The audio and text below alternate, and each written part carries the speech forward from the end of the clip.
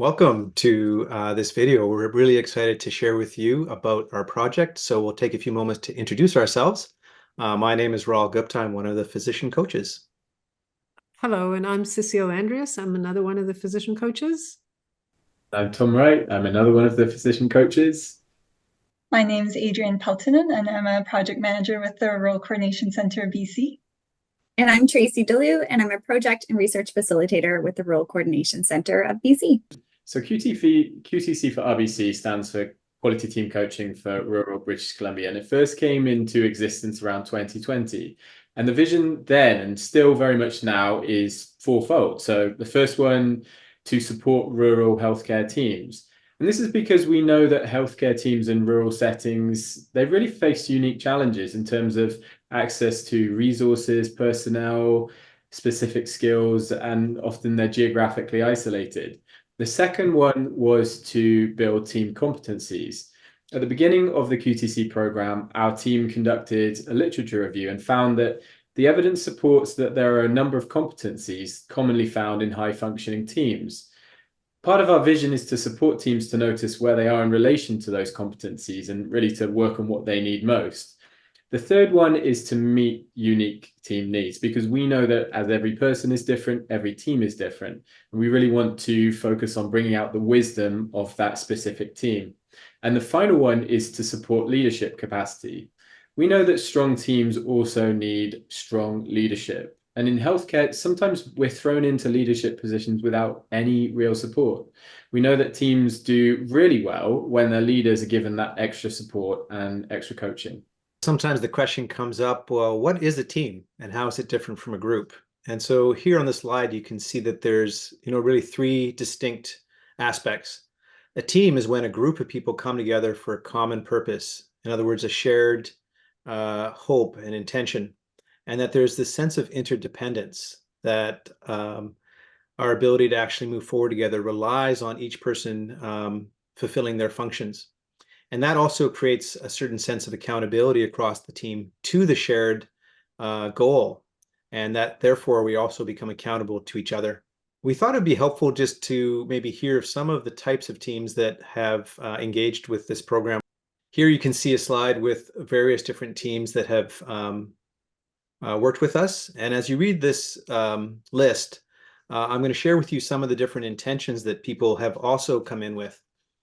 So some teams have wanted to form strong alliances across disciplines that are being integrated into primary care.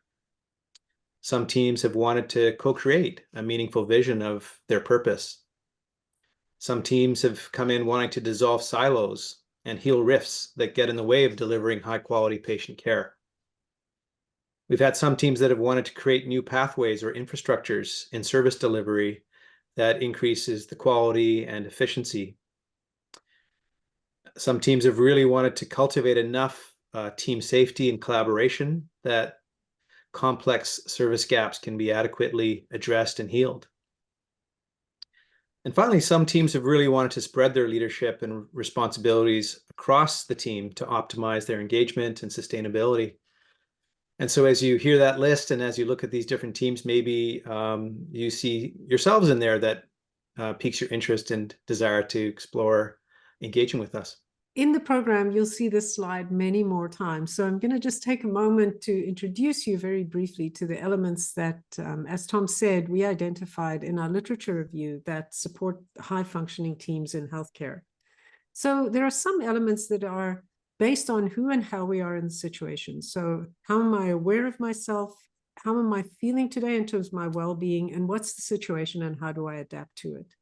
There are some elements that are unique to how the team interrelates. So how do we create a sense of psychological safety where it's safe for everyone to show up as fully who they are? How do we communicate? What is our agreements about the culture we want to have in our team? And how do we learn together in that culture? And what are the actual artifactual and real agreements we have about how we work together? And then lastly, there is this agreement about, or an understanding of who we are collectively as a team. How do we share leadership, and what do we value? What are our roles, and what are the goals that we explicitly as a team want to achieve together? And of course, all of this plays off in the background or against the canvas of a complex adaptive system, which not only impacts us, but hopefully we can also impact positively. So we work with any rural healthcare team that's included in the rural subsidiary agreement. So if you're not sure if your team might be eligible, you can take a look at our website for the list of eligible rural teams. We need to have clinical and operational leadership committed to participating in the program throughout the duration. So those are the clinical and operational leads that have the decision-making and resources available to them that they can use to support the team to achieve the goals that the team wants to support. Teams can have up to 12 team members, and there needs to be physician involvement. So typically about 20% of the team needs to be composed of physicians. And then in line with our commitment to equity, when we're reviewing expressions of interest, we may give priority to RSA A or B teams. So teams that are serving rural and remote populations, and also interprofessional teams. What does the quality team coaching for rural BC journey look like? Well, once your expression of interest has been received and reviewed, you'll be contacted to set up a discovery meeting with your team leads. This discovery meeting is a virtual session that allows the team coaches to ask any clarifying questions they may have, as well as for the team leads to share about the hopes and vision they have for their team. This session also explores the partnering that will need to take place between the team coaches and the team leads as the leaders for their team throughout the entire program. This is then followed by the team discovery meeting, another virtual session for the whole group to attend to learn more about the program and ask questions freely. Then the program really begins. Your coaches will travel to your community to facilitate a full day workshop with your entire team. And then you will decide on a schedule that works for you, alternating between 4 team coaching sessions and 3 leadership coaching sessions. This journey lasts about 6 months, and we're excited to travel it with you. So during the QTC program, we use a number of different modalities with teams. As you can see on the diagram here, most of the time we actually use coaching, but as Tracy was just talking about, we have this one day in-person workshop, and we use all 4 of the different modalities there. We will be facilitating some content through the curriculum, really to build more awareness and knowledge about high functioning teams. There will be some facilitation because as coaches, we will be supporting the team to engage in meaningful dialogue and really to look at, areas where they might want to resolve conflict. And there'll also be a little bit of team building. So we'll work through some exercises that really allow the team to work on their connection and work on team building. But the main focus over the 6 months is really to look at coaching.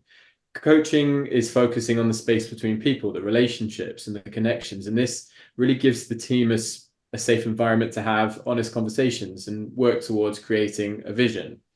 And this is also where the team really drives the process. This is where the team creates the agenda. So if your team is interested in learning more about the program or submitting an expression of interest, you can go to our website.